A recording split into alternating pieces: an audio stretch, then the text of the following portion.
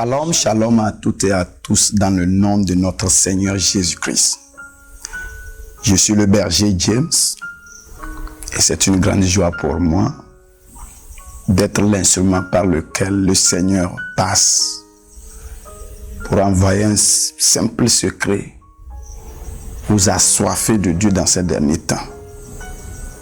Car l'heure a sonné pour que nous, la montagne de la maison de l'Éternel, nous dressons au sommet des autres montagnes. Et pour parvenir à cette dimension, la clé, c'est les révélations. Nous n'allons pas jouer avec les révélations dans ces derniers temps. C'est les clés du royaume des cieux pour nous.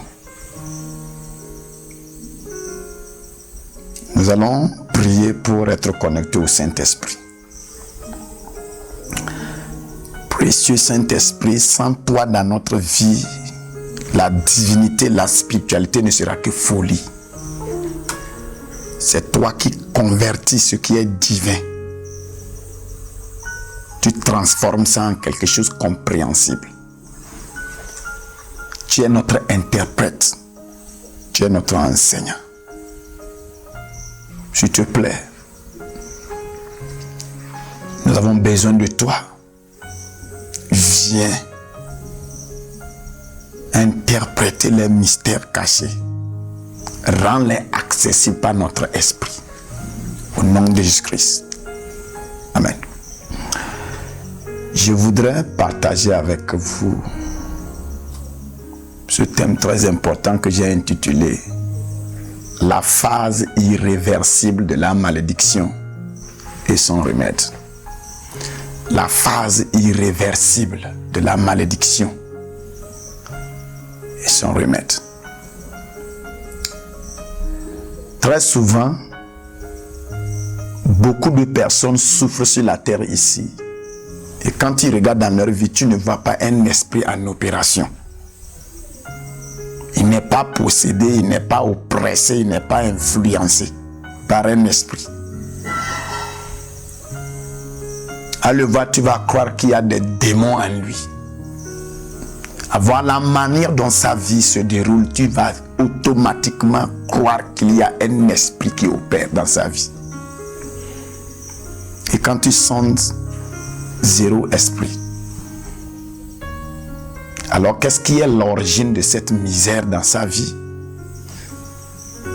Tu vas découvrir qu'il y a la malédiction.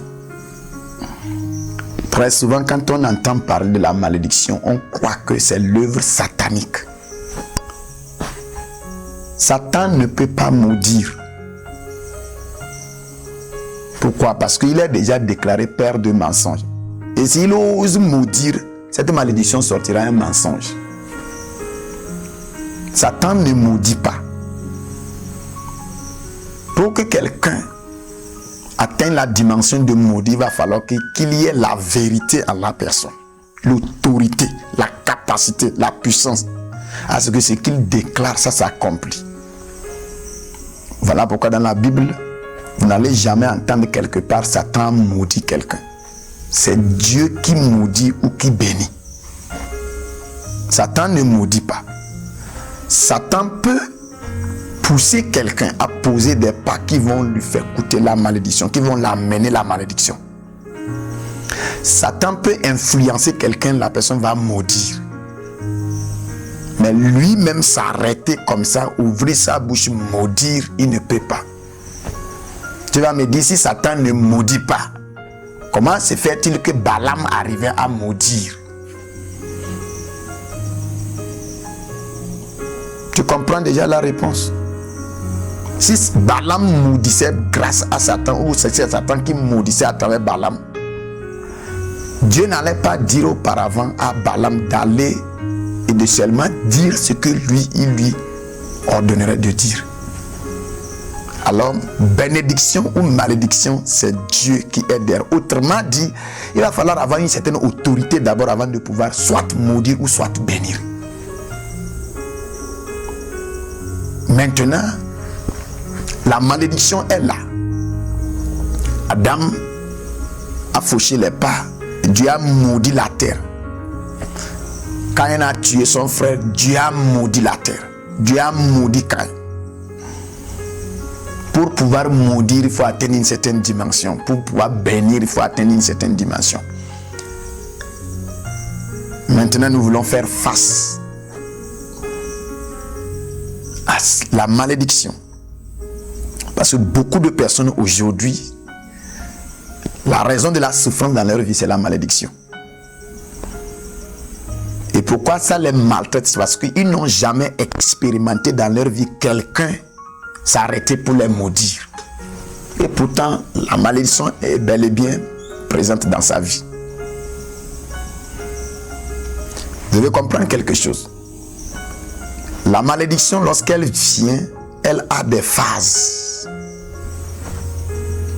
Elle quitte une dimension, elle va dans une autre dimension. Donc il y a 3 phases de la malédiction. Et si tu permets que la malédiction atteigne la 3e partie, le 3e degré, la 3e phase de son évolution, elle devient irréversible. On ne peut plus l'enlever. David, entre-temps, dans Psaume chapitre 109, essaie de nous faire comprendre les degrés de la malédiction. Au 18e verset, il dit que Dieu, je demande que mon ennemi se revête de la malédiction. C'est une phase où la malédiction devient un habit que tu portes sur toi. Quand on te maudit, ça devient un habit. Première classe, ce peu 1 de la malédiction. Et à cette phase-là, tu peux ôter l'habit. Ça veut dire que tu peux te débarrasser de la malédiction. Il continue en disant que la malédiction rentre au fond de lui comme de l'eau. Donc quand elle quitte ce peu 1, elle rentre dans ce peu 2. En ce moment, elle n'est plus sur toi comme un habit, mais elle rentre, elle se mélange à ton être interne. C'est en ce sens que tu vas voir que toi-même, tu n'es plus maudit, tu es devenu malédiction. Toi-même, tu es devenu malédiction. Parce que la malédiction est rentrée à une phase où elle est intrinsèquement liée à toi. Elle est rentrée à l'intérieur de toi. Psaume 109, verset 18. C'est la 2e classe de la malédiction. Et quand ça arrive, cette dimension, pour l'arracher, c'est encore très terrible. Et que si tu ne l'arrêtes pas à cette dimension, elle va maintenant à la 3e phase, et elle atteint cette dimension où on dit c'est irréversible. En ce moment, il dit qu'elle devienne comme de l'huile rentrée dans ses os. Quand la malédiction est sur toi, on peut l'enlever parce que c'est comme si un manteau sur toi, on peut l'enlever. Quand la malédiction est en toi, on peut en quelque sorte taper certains codes et la neutraliser. Mais quand elle rentre dans tes os, elle touche l'esprit. C'est à cette phase que quand tu crées des enfants, tu mets au monde des enfants. Les enfants n'ont pas besoin de faire quelque chose. À bas âge déjà, ils sont nés de la malédiction. Parce que c'est dans tes os que se loge l'esprit. Et c'est là-bas que l'esprit de tes enfants, ton esprit se duplique et devient l'esprit de tes enfants. Et quand la malédiction rentre dans les os, elle touche ton esprit, elle devient ton esprit. Tu mets au monde des enfants déjà maudits. Et beaucoup de personnes parmi nous, nous sommes déjà nés maudits. Personne ne nous a maudits, mais nous vivons, nous manifestons la malédiction. La phase irréversible de la malédiction. Tu atteins cette dimension, non pas seulement toi-même tu es devenu malédiction, mais tout ce que tu touches, ça devient maudit. Tu n'as plus besoin de maudire toi-même. Tu contamines les choses qui rentrent en contact avec toi de la malédiction. La phase irréversible. Quand tu atteins cette dimension, on ne peut plus faire référence à toi. Quelqu'un vient dans ta présence, il part avec une portion de cette malédiction. Ce qui sort de ta bouche comme parole, c'est une malédiction. Ce que tu penses, c'est malédiction. Et malheureusement pour nous, l'église a joué avec certaines malédictions et nous avons laissé ces malédictions et elles sont arrivées à la phase irréversible. Maintenant que cette malédiction dans ta vie atteint cette dimension où c'est irréversible, c'est rentré dans tes os comme de l'huile. Maintenant que ça rentre dans tes os comme de l'huile, quel est le remède? Qu'est-ce qu'il faut faire? Quand la malédiction rentre, quand la malédiction est sur toi, on peut l'ôter comme un manteau, un habit. Quand ça rentre au fond de toi, on peut neutraliser ça. Mais quand ça rentre dans tes os, ça traverse les os, ça rentre et ça se loge dans tes os, ça se mélange avec ta moelle épinière. Tu deviens producteur de la malédiction. En ce moment, tu es arrivé à une dimension où quelque chose doit se passer. Et c'est ce que l'Église, plus précisément au Togo ici, doit expérimenter. L'Église est venue au Togo trouver le sol togolais déjà maudit. Et l'Église a joué avec la malédiction d'une manière qu'elle a quitté du sol maudit. Elle est rentrée au sein de l'Église. Aujourd'hui, nous grandissons avec la malédiction. Voilà la raison pour laquelle nous sommes voilés. L'obscurité est devenue notre gloire. La médiocrité, le bavardage, la spéculation est devenue notre vie. Nous prenons la religion comme la vie. Voilà pourquoi on attaque certaines personnes qui manifestent le surnaturel comme s'ils étaient des sataniques. Jacob est arrivé à cette dimension. Et voilà pourquoi, pour que Dieu change cet état, corrige ça, il a fallu que Dieu fasse quelque chose. Dieu a rompu l'os, il a cassé. Dieu est obligé de descendre en personne, lutter avec Jacob, briser l'os de son bassin. Et c'est là-bas qui est le carrefour, contact entre l'esprit, l'âme et le corps, le bassin. Autrement dit, c'est là-bas qu'il y a le couvercle. Alors Dieu dit, Jacob, si je ne travaille pas de cette dimension, la malédiction a atteint une dimension. Tu as volé la bénédiction de ton frère. Depuis le ventre même, tu as attrapé son talon. Tu es sorti, tu as pris sa bénédiction. Tu es venu, voilà. Alors je dois arracher ça. Alors Dieu a brisé le bassin. Et la malédiction a coulé. L'Église, dans ces derniers temps, doit expérimenter cela. Dieu ne va pas utiliser cette église-là qui est comme Jacob. Dieu va utiliser une église qui a brisé son bassin, qui devient Israël. Au Togo ici, Dieu va produire Israël de Jacob en brisant. Dieu va descendre en personne comme ça, rencontrer certains chrétiens, travailler, transformer leur religiosité, temporiser, transformer leur orgueil. Dieu doit briser le bassin de l'église, le corps de Christ. Vous savez, Jésus-Christ, quand il est monté sur la croix, Dieu n'a pas permis qu'on brise son os parce qu'il n'était pas maudit, mais il a porté la malédiction du monde entier. Nous devons expérimenter. Le remède, c'est lorsque tu croises Dieu, tu le rencontres face à face. Je ne parle pas de tu l'as vu en lisant la Bible. Je ne parle pas de tu sais que Dieu existe. Je parle de tu le rencontres. C'est le remède de ça. Quand ça atteint cette dimension, laisse n'importe quel homme de Dieu qui va prier pour toi. Tu dois chercher vraiment à croiser l'auteur. Et quand tu le rencontres, il brise ton bassin comme il a brisé le bassin, la hanche de Jacob.